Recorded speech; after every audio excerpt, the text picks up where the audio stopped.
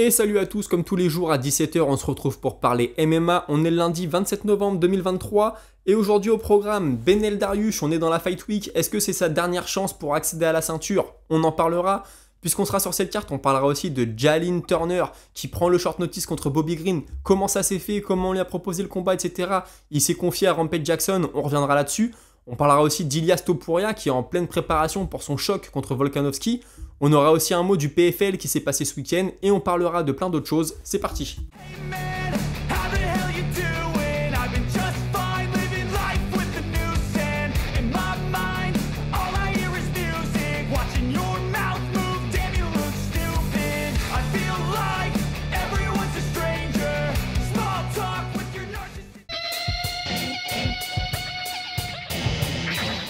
Et on commence avec Beneil Dariush qui disputera son premier main event ce samedi 2 décembre à Austin. Ça fait 10 ans qu'il est à l'UFC et pourtant il n'a jamais eu la chance de disputer un combat en 5 rounds. Alors il a expliqué que récemment on lui a proposé d'affronter Dustin Poirier. On lui avait parlé de la date de l'UFC 295, donc le 11 novembre. Ensuite on lui avait parlé du 2 décembre et finalement ça ne s'est pas fait. Alors il dit qu'il n'a pas eu d'explication mais que selon lui c'est parce que son nom n'est pas assez ronflant pour Dustin Poirier. Il dit voilà Dustin, j'ai pas entendu ce qu'il avait dit là-dessus. Mais moi, je pense qu'il veut un combat qui va le rapprocher du titre. Vraiment, il veut être à un combat du titre. Ou alors, il veut un gros choc contre un très gros nom. Et moi, je ne suis pas cette personne. Donc, il explique que c'est dommage parce qu'un combat contre Dustin Poirier, ça lui aurait apporté beaucoup de lumière. C'est vrai que ça l'aurait vraiment mis en valeur. Il dit maintenant, Tsarukyan, je pense que c'est une plus grosse menace.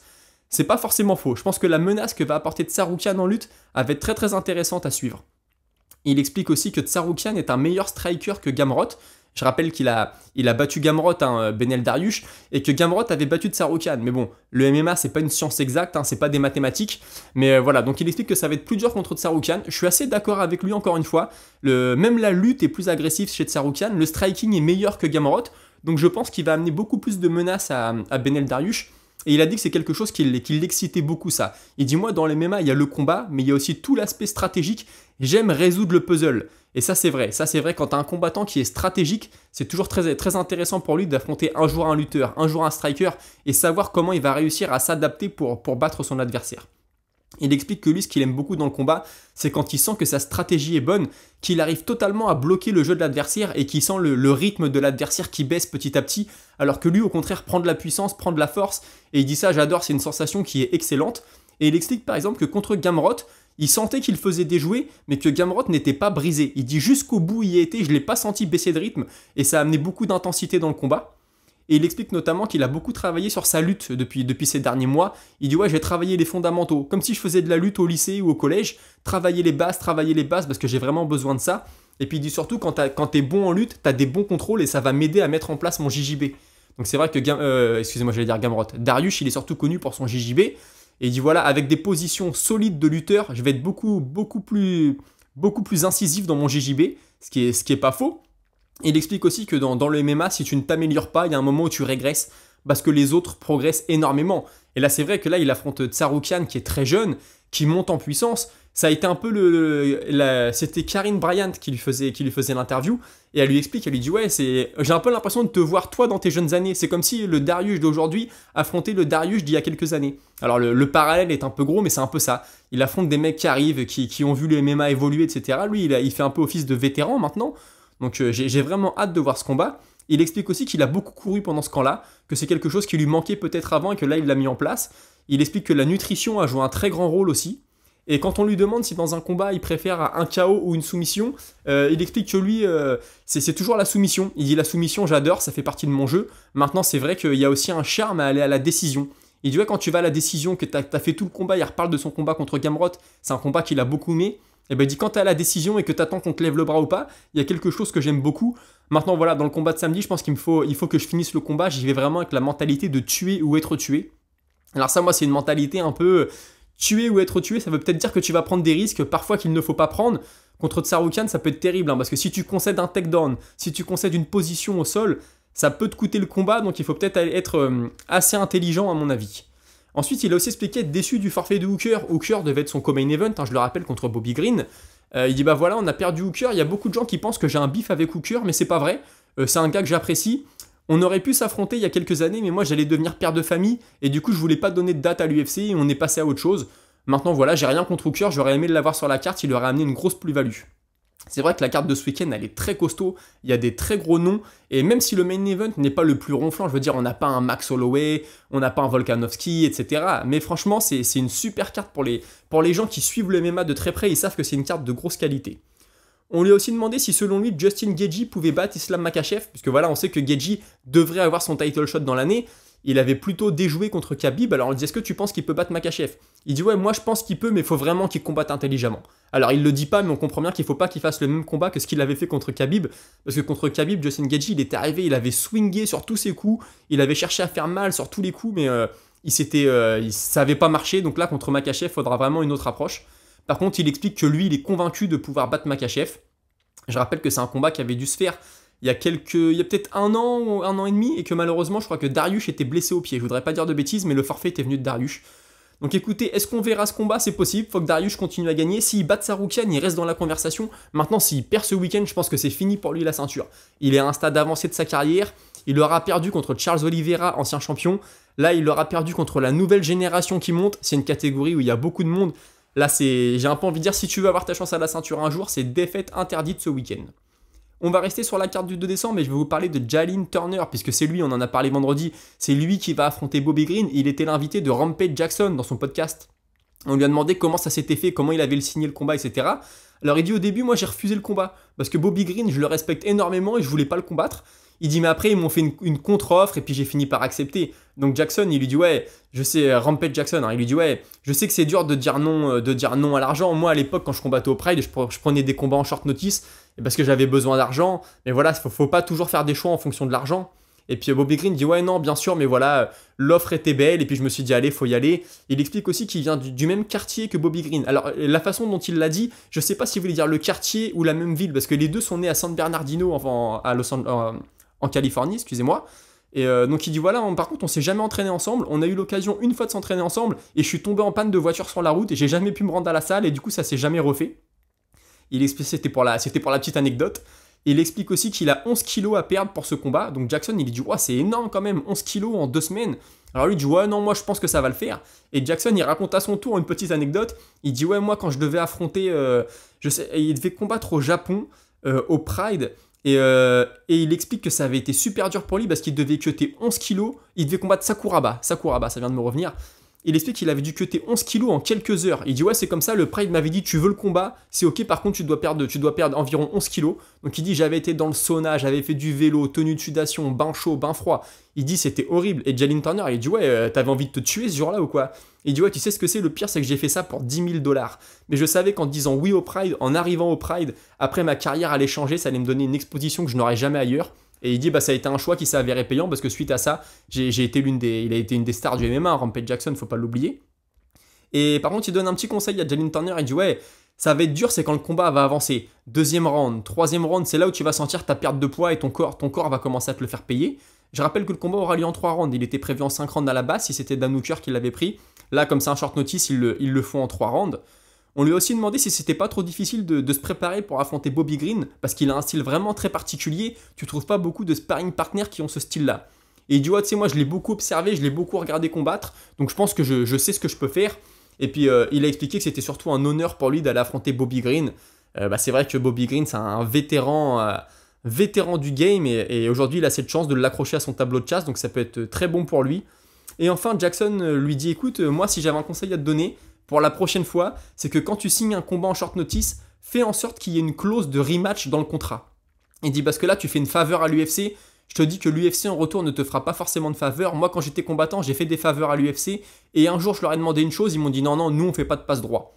Alors bon, on fait pas de passe droit. C'est peut-être parce que c'était lui, parce qu'il y en a d'autres des passe droits qui l'auraient peut-être eu. Alors je sais pas ce qu'il avait demandé à l'UFC. Il en a pas parlé. Mais il dit voilà, donc moi, à ta place, j'aurais mis une clause de rematch dans le contrat. Et puis si le combat est pourri, qu'il est nul, que t'as pas envie de le refaire, l'UFC voudra pas que tu le refasses, puisque de toute façon, ça aurait été un combat pourri. Mais il dit, ouais, tu sais, tu peux même gagner une décision très serrée, et ça fait un combat de dingue, et les spectateurs vont adorer, et l'UFC va te proposer de le refaire. Il dit, voilà, c'est quelque chose que tu sauras pour la suite. Donc écoutez, les conseils de Rampage Jackson, c'est toujours bon à prendre. Et puis moi, Jalin Turner, je l'avais vu combattre, mais j'avais pas trop vu d'interview. C'est un mec qui est super introverti, tu vois qu'il était pas très à l'aise d'être devant la caméra, de faire des blagues, etc. Donc écoutez, là, il va avoir une grosse exposition ce week-end, ça peut peut-être changer le cours de sa carrière, j'ai envie de dire.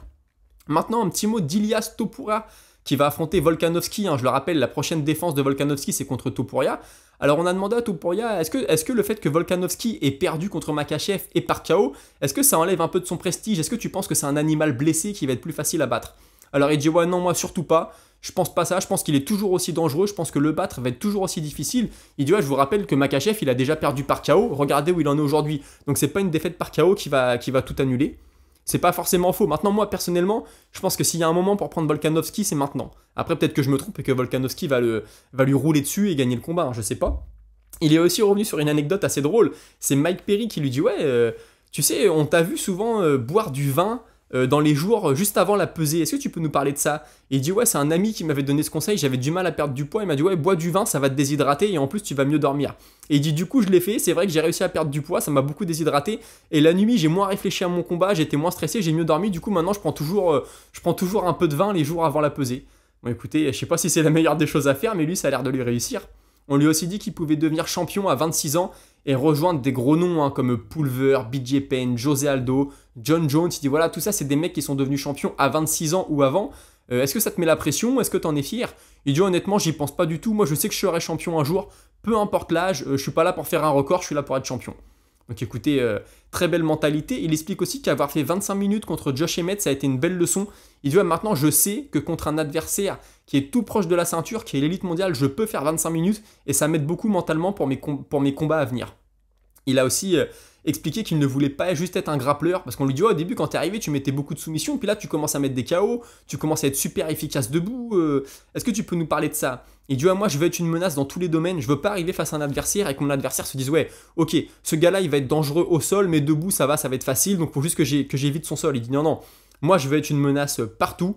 Du coup, je travaille à fond, je travaille beaucoup sur ma boxe. Écoutez, on peut dire que ça lui a réussi. Debout, moi, je le trouve très très fort. Il va très très vite avec les mains. Il a un sol de tueur. Ça va vraiment être une équation difficile à résoudre pour Volkanovski.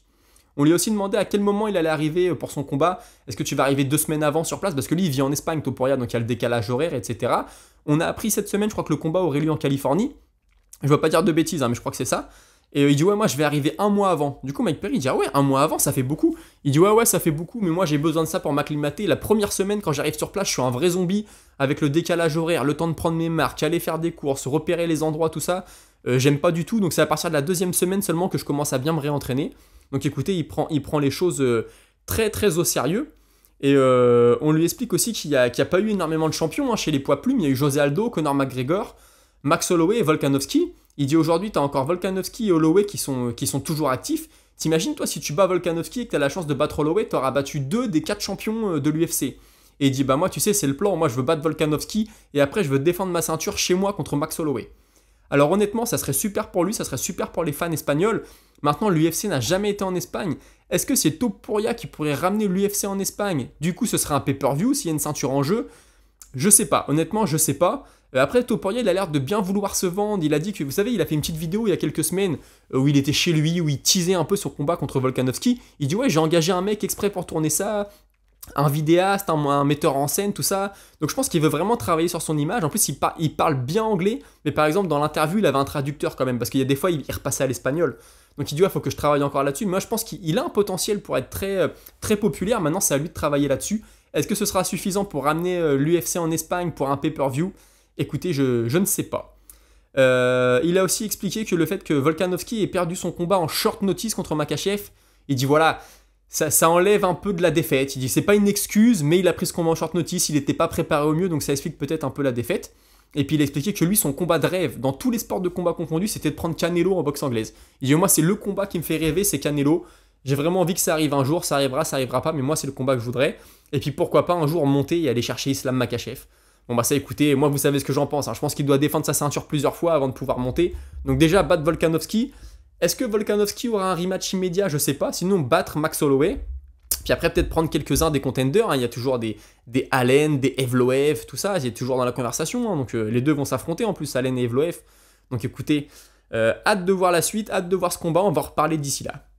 Un petit mot quand même du PFL de ce week-end. J'avais dit que je regarderais. J'ai regardé. J'ai pas été déçu, j'ai bien aimé. J'avoue qu'il y a eu des combats un petit peu longs à regarder. Maintenant, voilà, il faut retenir que Kayla Harrison s'est imposée assez facilement. Elle a eu une lutte de malade, un grappling de malade, elle en a joué et ça lui a très bien réussi. Alors, vous savez, avant le combat, je vous disais qu'elle savait pas si elle allait continuer à combattre ou pas. Bon, là, après le combat, elle a dit qu'elle voulait combattre Cris Cyborg. Écoutez, moi, je pense que c'est un combat qu'elle peut remporter. Maintenant, il faut pas qu'elle reste debout. Je pense qu'il faut mettre toutes les chances de son côté. Il faudra qu'elle aille chercher le takedown le plus vite possible.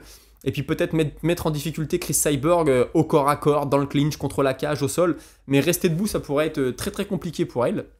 Alors est-ce qu'elle a dit ça sous le coup de l'adrénaline, sous le coup de l'émotion, puis qu'elle va y réfléchir en rentrant chez elle et puis se dire qu'elle a plus envie de recommencer? Écoutez, je sais pas du tout. Maintenant, en tout cas, je pense que Cris Cyborg, c'est la seule option qui fait du sens pour elle. Un petit mot aussi de Derek Brunson qui a remporté son combat lui aussi grâce à sa lutte. Alors il a été touché debout. Franchement, il a ultra dominé dans les phases de lutte, mais debout, il y a 2-3 fois où il a été touché, ça aurait pu être compliqué. Il est aussi revenu sur une chose, Derek Brunson, c'est qu'il y a des photos de lui à l'UFC et des photos de lui maintenant. Les gens trouvent qu'il a un physique qui s'est grandement amélioré, donc forcément, il y a eu les suspicions de dopage, etc. Il a dit, ouais, moi, je veux couper court à tout ça. Il a fait un post sur les réseaux sociaux. J'ai jamais pris de stéroïdes. Par contre, j'ai été dans le détail, j'ai fait très attention à ce que je mangeais. J'ai énormément couru pour ce qu'en entraînement, ça, on en avait parlé. Il dit, voilà, j'étais ultra motivé. Donc, il n'y a pas de drogue, il n'y a pas de triche, il n'y a pas de dopage, mais c'est vrai que j'avais un corps beaucoup plus esthétique cette fois-là. Écoutez, la suite pour Derrick Lewis, on sait que ce sera sûrement... Là, c'était le combat en 185 pounds. Ça sera sûrement en 205, parce que s'il veut rentrer dans le tournoi, il n'y a pas de tournoi en 185. Donc, c'est des débuts réussis, fallait les réussir, fallait pas faire un flop, et il a très bien réussi. Moi, le combat que j'ai préféré sur cette carte, c'était le combat de Pinedo. Honnêtement, c'était le combat le plus disputé. En plus, il a réussi à terminer le combat avant la limite.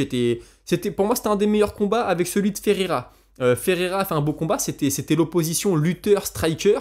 Il a réussi à gagner par KO. Alors lui, il a fait un call sur Francis Ngannou. Bah écoutez, c'était le moment de le faire. La semaine dernière, je vous disais encore, personne ne veut affronter Francis Ngannou. C'est bizarre et on n'entend que parler de John Jones en MMA, Wilder dans un combat mix, mais il n'y a pas de gars de MMA qui l'appellent. Bon, les mecs de l'UFC, je pense qu'ils ont compris que c'était mort pour eux. Mais là, je vous disais que Nemkov l'a demandé. Là, on a Ferreira qui le demande aussi. Donc écoutez, ce qui est sûr, c'est que c'était le moment de le faire. Tu viens de gagner le tournoi du PFL, tu sais qu'Ngannou est au PFL, bon bah s'il y a un moment où il faut l'appeler, c'est maintenant, il a eu raison de le faire.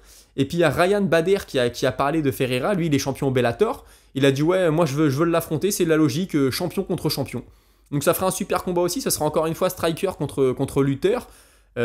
Écoutez, qu'est-ce que ça va donner, je sais pas du tout, Ferreira j'en ai pas vu assez pour juger. Maintenant ce qui est sûr c'est qu'il frappe fort, et s'il vient connecter Bader, ça serait très intéressant.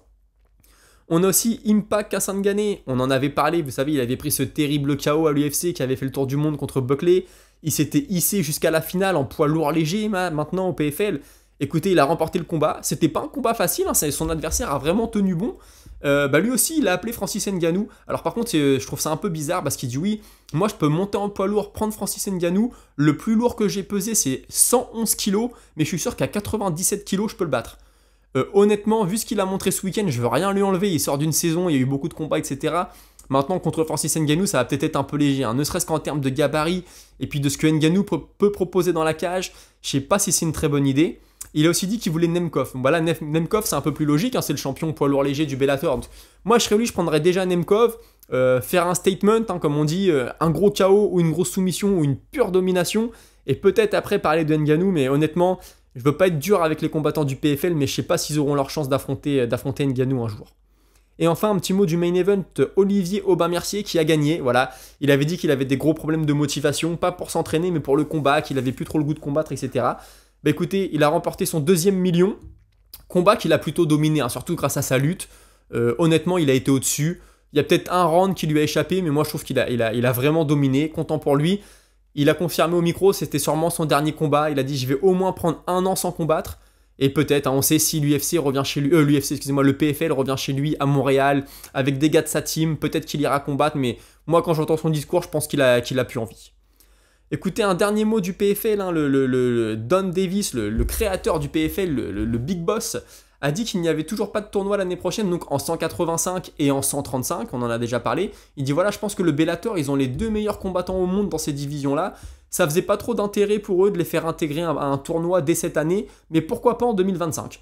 Donc écoutez, imaginez si Patchy Mix continue à gagner et qu'il reste au PFL et qu'il intègre la saison, ça serait cool de voir comment il se comporte avec 4 combats en 8 mois. Alors j'en ai parlé, Olivier Aubin-Mercier l'avait dit, tu peux être champion à l'UFC, mais ne pas être champion au PFL parce que la cadence de combat est beaucoup trop forte. Donc écoutez, Très intéressant, j'aimerais beaucoup moi, voir un mec, un gros nom, un mec qui est au top de sa carrière, aller dans un tournoi, en tout cas dans une saison régulière, et voir comment il performe. On retourne à l'UFC et avec la minute Colby Covington, là son combat arrive, je vous annonce, je suis sûr que tous les jours va y avoir une frasque, va y avoir une phrase, va y avoir une réflexion de Colby Covington. Et là voilà, il parle de Kamaru Usman, il dit son menton n'a plus jamais été le même une fois qu'il m'a affronté. Moi j'ai mis un vrai high kick et il a commencé à danser un peu. Ne croyez pas que Leon Edwards a fait quelque chose que je ne suis pas capable de faire. Bon écoutez, entre le toucher, le sonner et le mettre KO comme l'a fait Leon Edwards, moi je trouve qu'il y a une petite différence. Maintenant voilà, Colby Covington, ce qui veut dire c'est que c'est lui qui a usé Usman et puis qu'il a rendu la tâche facile à Edwards. Bon écoutez, c'est du Colby Covington, on le connaît. Maintenant voilà, moi je suis pas convaincu, lui il a perdu. Moi je pense que ce qui lui a coûté surtout son deuxième combat, c'est son manque d'activité. Je pense qu'il aurait dû combattre un peu plus. Les 2 premiers rounds, il était un peu absent dans la revanche. Alors que c'est un combat vraiment, moi j'étais convaincu que Covington avait le niveau pour battre Usman. Écoutez, il ne l'a pas battu, on va pas refaire l'histoire. Mais le combat Covington contre Edwards va être très intéressant à suivre. Ensuite, on a Anthony Smith qui enfile sa cape de super-héros, comme on dit, et qui vole au secours de Khalil Rountree qui a perdu son adversaire pour son combat du 9 décembre. Et donc ça va être un combat Anthony Smith classé 12 contre Khalil Rountree qui n'est pas classé mais qui est sur 4 victoires de suite. Moi j'aime beaucoup de Khalil Rountree. Il est très créatif, on se rappelle du magnifique coup au corps, coup de pied au corps qu'il avait mis à son adversaire qui était au sol, une frappe, mais comme s'il tapait dans un ballon, il est très créatif, moi j'adore ça. S'il bat Anthony Smith, il va rentrer dans le top 15. Alors je dis pas qu'il sera champion, hein, mais c'est un mec que j'aime beaucoup voir combattre, et respect à Anthony Smith pour prendre ce combat. Un petit mot je vous avais dit, de Jamal Hill et d'Alex Pereira. Jamal Hill avait dit la semaine dernière, voilà, moi je vais pas faire de lutte contre Pereira, je vais rester debout et je vais le battre. Et Pereira a répondu une réponse plutôt intelligente. Il dit écoutez, tous les prochains contenders, les prochains challengers, ils vont dire je vais faire ci, je vais faire ça. C'est facile de parler, mais c'est pas facile de prédire ce qui va arriver. Moi, je trouve que Jamal Hill, il est un petit peu trop confiant. En fait, Jamal Hill, c'est son personnage. Il est beaucoup sur le buzz, il est beaucoup sur l'embrouille qu'il a eu avec Ariel Helwani, sur les réseaux sociaux, pour faire le buzz sur sa chaîne YouTube, etc. Il est comme ça, Jamal Hill. Donc écoutez, il y aura un combat contre Pereira, je l'espère, et puis on saura qui est le meilleur. Moi, je sais pas sur qui mettre la pièce, hein, honnêtement, parce que Hill, il va revenir de blessure. Pereira, il peut mettre KO n'importe qui. Ce sera un très beau combat quand ça aura lieu. Écoutez, on a fait une émission plutôt dense. Je vous propose de passer à la minute auditeur. Et on commence avec Deadman, voilà, qui fait référence à la blessure de Dan Hooker. Il me dit oui, je trouve qu'il y a beaucoup de combattants qui réfléchissent pas assez, ils font du sparring trop dur, c'est un peu les mêmes mecs qui crament tout leur argent puis qui se retrouvent à la retraite à devoir aller au barnacle pour faire de l'argent. Le MMA, c'est pas ça, il faut ménager ta santé, ménager ton argent. Moi, je suis entièrement d'accord avec lui. Maintenant, une blessure en camp d'entraînement, ça arrive. Est-ce qu'il faisait du sparring de dingue quand il s'est blessé, Hooker? Je sais pas. Mais moi, je suis d'accord avec toi. Une carrière, ça dure pas longtemps, ça dure, allez, on va dire entre tes 20 ans, tes 35 ans. Si t'es un poids lourd, peut-être 40 ans ou au-delà, mais c'est sûr que c'est pas facile, hein. Faut t'économiser, mais tout en allant chercher les bons combats, en gagnant. Il faut aussi économiser ton argent, parce que à ta retraite, t'as peut-être pas forcément envie de retrouver le boulot de monsieur, madame, tout le monde. Il y en a qui donnent des cours, qui adorent ça, qui deviennent coach et qui réussissent, ou qui deviennent analystes. Mais c'est pas une science facile, hein, d'être combattant de MMA et puis de gérer la retraite en même temps. Je pense qu'il faut être très bien entouré. Ensuite, on y va avec Ratila5407, qui me dit, il faut pas oublier que Edwards, il est sur une super série de victoires et il a battu 2 fois un des meilleurs poids welter de l'histoire, à savoir Usman. Ouais, moi je suis d'accord, hein, j'enlève rien du tout à Leon Edwards. Hein. J'ai dit ça parce que je crois que c'est Covington, vendredi, j'en avais parlé, qui avait dit oui, moi en gros j'ai combattu, j'ai mérité ce que j'ai, alors que Leon Edwards, on lui a fait un cadeau de lui donner le combat de championnat du monde. Je suis pas forcément d'accord avec Covington, de toute façon c'est ce que je lui disais, je dis à Covington, il aura toujours quelque chose à redire, c'est sa personnalité. Mais non, Edwards, moi j'enlève rien du tout, il est sur une sacrée série, c'est vrai qu'il y a eu un lay-off à un moment de 2 ans ou 1 an et demi, il a pas pu combattre, mais écoutez, tous les gars qu'on lui a mis en face, il les a battus, c'est un combattant complet, moi j'aime beaucoup. Là ça va être un très beau choc contre Covington. Ensuite, on passe à Fab40 qui me... Ah bah voilà, justement Fab40, je lui ai répondu dans l'émission, il me disait ouais, est-ce que tu vas parler de la carte du 2 décembre? Donc je pense que tu as découvert l'émission il y a peu peut-être, mais en fait moi je réagis chaque jour à l'actualité du jour, et forcément l'actualité du jour elle fait souvent référence aux événements qui viennent juste de se passer ou aux événements qui arrivent, donc cette semaine on va en parler à fond du 2 décembre. Tu me dis que ça va être une carte de fou avec Brady, Gastelum, etc. Mais moi je suis d'accord, la carte elle est mortelle. C'est pas une carte qui va parler au grand public, mais par contre pour nous qui suivons le MMA toutes les semaines, ça va être une carte de dingue, et toute la semaine on va avoir l'occasion de donner des informations là-dessus. Il y a David Rousseau qui me dit ouais, l'époque de Tito Ortiz, Chuck Liddell, Randy Couture, c'était un truc de fou, il y avait des guerres. Ouais, c'est vrai que c'était une autre époque. Moi, je l'ai vécu un peu sur le tard, et du coup, j'ai regardé les combats en replay, tout ça. Mais oui, il y avait un autre charme au MMA, voilà. T'avais des combattants un peu plus unidimensionnels. Aujourd'hui, les mecs arrivent, ils savent quand même un peu tous tout faire, même s'ils sont plus strikers ou plus lutteurs. Il y a une base quand même dans tout. À l'époque, c'était différent, c'était un peu plus sauvage. Ensuite, on a Patrick qui, pareil, qui revient sur la carrière des combattants qui n'ont pas forcément beaucoup d'argent et que voilà, peut-être que le PFL sera une bonne alternative pour eux pour faire plus d'argent parce que c'est des combattants à l'UFC qui auraient été peu payés et au PFL ils vont prendre un peu plus d'argent. Je suis d'accord. Je suis totalement d'accord avec toi. Un mec qui va être un combattant moyen, qui va prendre un 20 000 à l'UFC et puis 20 000 de plus en cas de victoire, bah tu vois, il peut rentrer au PFL, faire le tournoi à 1 million et là tout est possible. Ouais, je suis d'accord. Encore une fois, l'argent prend beaucoup de place dans la carrière d'un combattant, mais bon, on peut pas leur en vouloir, on a tous envie de se sécuriser. Écoutez, c'était tout pour aujourd'hui. Alors, je vous avais dit, j'étais pas sûr que l'épisode puisse sortir à 17h. Là, j'enregistre, il est 4h15, donc je pense que 17h, ça va être tout limite, mais en tout cas, on a un épisode de plus de 20 minutes, hein, un combat de championnat du monde, j'ai envie de dire. Et puis, écoutez, on se retrouve demain à 17h. N'hésitez pas à commenter, n'hésitez pas à vous abonner, à liker, etc. Et je vous souhaite une bonne soirée et à demain 17h. Salut!